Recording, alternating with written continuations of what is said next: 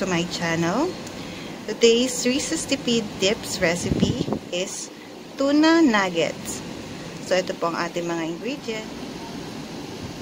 So, we have here chopped onion.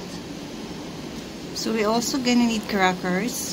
Pwede din po kayong gumamit ng Skyflakes brand. So, yan po ang aking nabili kasi wala akong nakitang Skyflakes. So, of course, ang ating Century Tuna Flakes, vegetable oil. So, hindi po pwede yung may flavor. I've never tried it, pero baka naman siguro pwede. So, tuna flakes. 1 egg. 2 tablespoons of flour. And of course, salt and pepper to taste. So, kailangan po natin durugin ang ating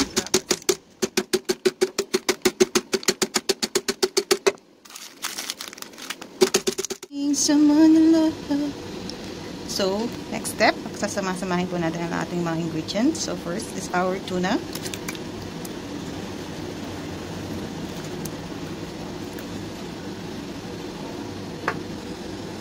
And then, ang ating crackers. So, kung durog po, mas maganda. Okay, another one.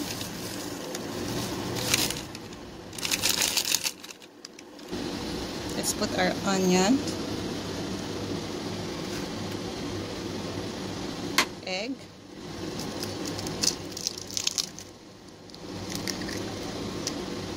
ang ating flour, and salt and pepper. And then, mix lang po natin. Mix lang po natin. Durugin natin ang ating mga buo-buong tuna.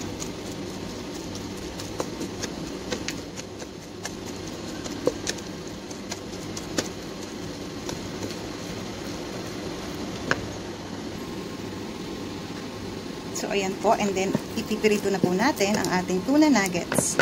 This recipe will cost you like 8 dirhams or less. And the kids will love this kasi po, nuggets siya.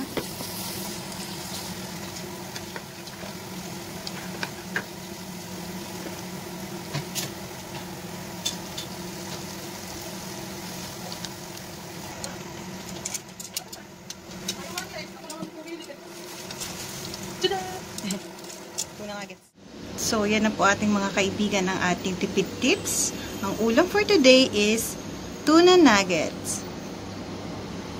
So, best serve with mayo and ketchup. Try nyo po ang recipe na ito, lalo na sa may mga kids dyan sa bahay. So, best suggestion din po ito kung magkakaroon kayo ng kids party instead of chicken nuggets. Pwede po kayong mag-serve ng tuna nuggets sa mga bata.